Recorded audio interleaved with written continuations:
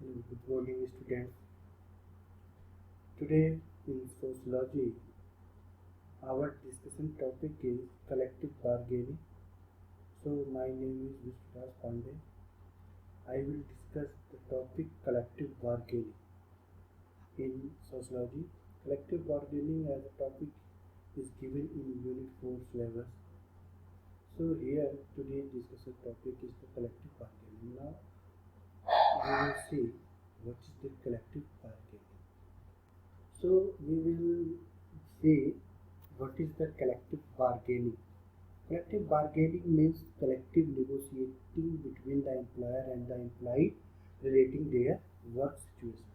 It means there is a collective negotiation between employer and employee regarding their work solution. So that is called work. That is called collective bargaining. Okay. International level organization has defined the collective bargaining as negotiation about the working conditions and the terms of employment between an employer or a group of employees or one or more employee organizations with a view to reaching an agreement wherein the terms of as a code of defining the rights and obligation of each party in their employment relation with one another. So this is the definition which is given by international level organization. This organization has defined the term collective bargaining, particular a negotiation between employer and employee regarding their working conditions. Richardson has defined this collective bargaining. According to Richardson, collective bargaining takes place when a number of work people enter into the negotiation as a bargaining unit with an employer or a group of employers with the object of reaching agreement on conditions of the employment of the workplace. Okay, so we will see what is the characteristics of a collective bargaining. As it is clear that collective bargaining means a negotiation between employer and employee, or the employer and the group of work people. Okay. So this is the characteristic. So this is the definition of collective bargaining. Now we will see the characteristics of this. So first characteristics is it is a process of in which both employer and employee participate.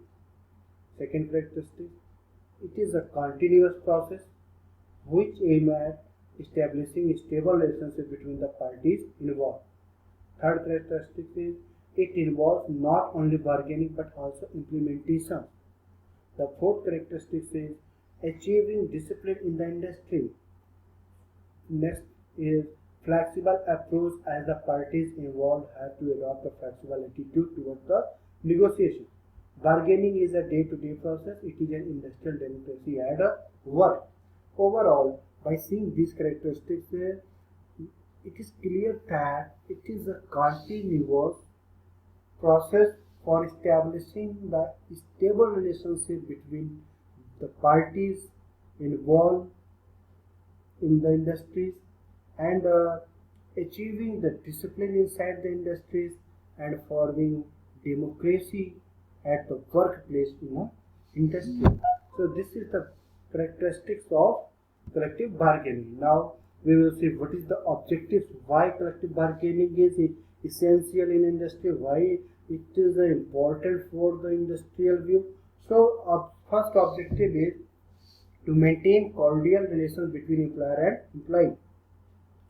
That means both have a good relation. Both should have a good relation. So collective bargaining is important to promote democracy. For to promote democracy, that means in industry there should be a democratical environment so that collective bargaining is necessary. Third is to protect the interest of workers. That means if worker is working in the industry, so protecting their interest towards the work. That means they should not show their uh, um, they should not show their interest in the workplace. Okay, this should be completely interested toward their work. So collective bargaining is essential. Next is to prevent unilateral action to employees. Next, to avoid the government interventions. It means every industrialist wants that government should not interact or government should not intervene with the industry. So for avoiding this governmental intervention, it, collective bargaining is required. Next, to ensure the participation of trade unions to promote participative management. So, for promoting participating management in collective bargaining is required. Okay. So, collective bargaining देखा, इसका objective देखा हम लोगों ने. Then for process of collective bargaining, कि for applying the collective bargaining, what should be the process? What are the procedures for this? So, first step is the preparatory phase. Second step is the discussion phase. Third is proposal phase. Fourth is bargaining phase. Settlement phase, formalizing agreement, enforcing agreements. So these are the process of collective bargaining. Now first preparation. First is the preparatory phase. In preparatory phase, first selection of negotiation team. That means here a negotiation team is selected. That means from the parties, the teams are determined and they will go for the negotiation. Second step is the identification of the problem.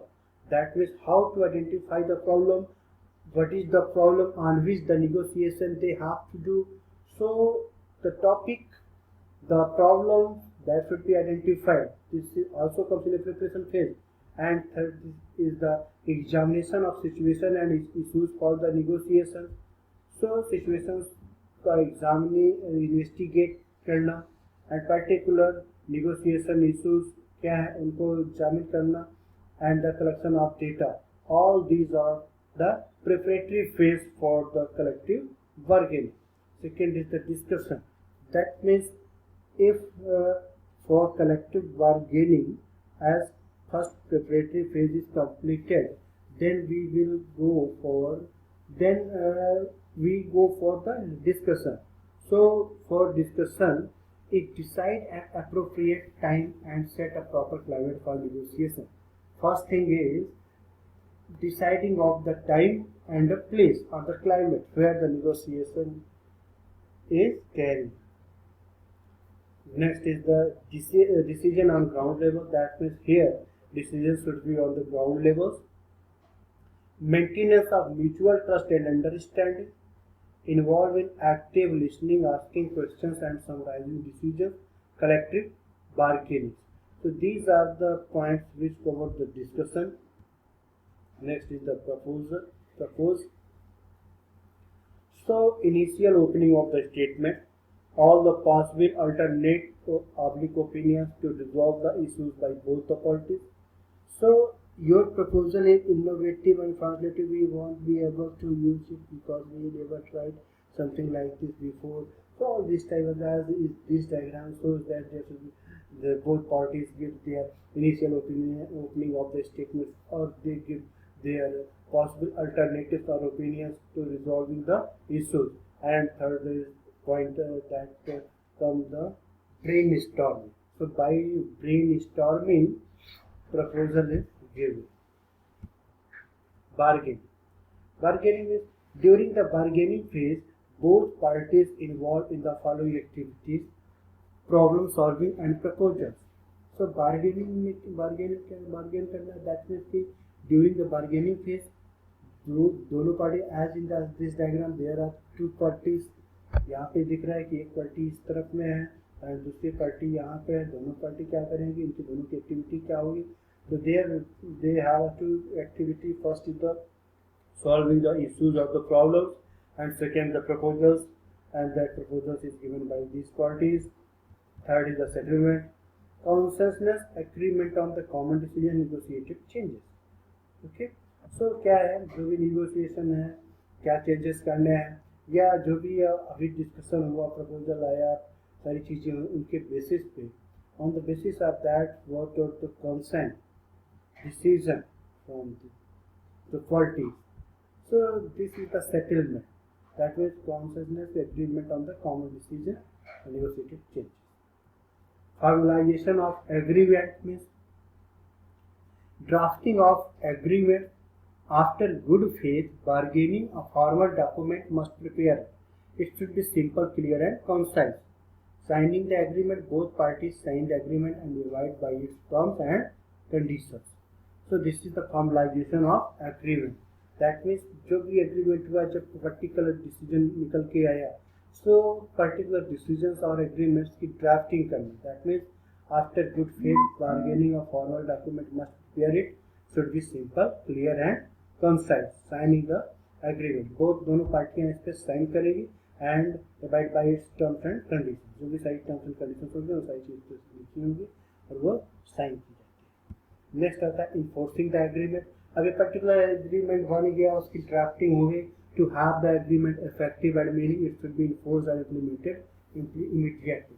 ये after collective, generally अगर हम देखें तो collective bargaining हो रही है, ये particular किसी भी इशू पे हो सकती है, प्रॉब्लम पे हो सकती है, चाहे वेजेस को लेकर हो, सैलरी को लेकर हो, लेबर आवर को लेकर के हो, किसी भी टाइप की कोई भी इशूज आ सकती है जो डिससेटिस्फैक्शन शो करता है एम्प्लॉयर एम्प्लॉय के रिलेशंस में, प्रॉब्लम क्रिएट करता है.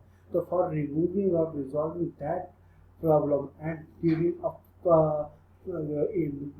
a agreement between the parties. तो ये सब क्या है कि ये सारी चीजें कलेक्टिव बार्गेनिंग में आपकी आती है. That collective bargaining. So after doing drafting of the agreement, it is enforced immediately. That it is implemented immediately. So this is the collective bargaining, and this level of collective bargaining. Collective bargaining can be on different level. We have different like economic wide framework, industry और sector bargaining, enterprise level. किसी भी उस पे हो सकता है. enterprise level पे भी bargaining हो सकती है, industry और sector bargaining हो सकती है, economic wide frame bargaining भी हो सकती है. ठीक है, तो ये सारी चीजें होती हैं levels of collective bargaining.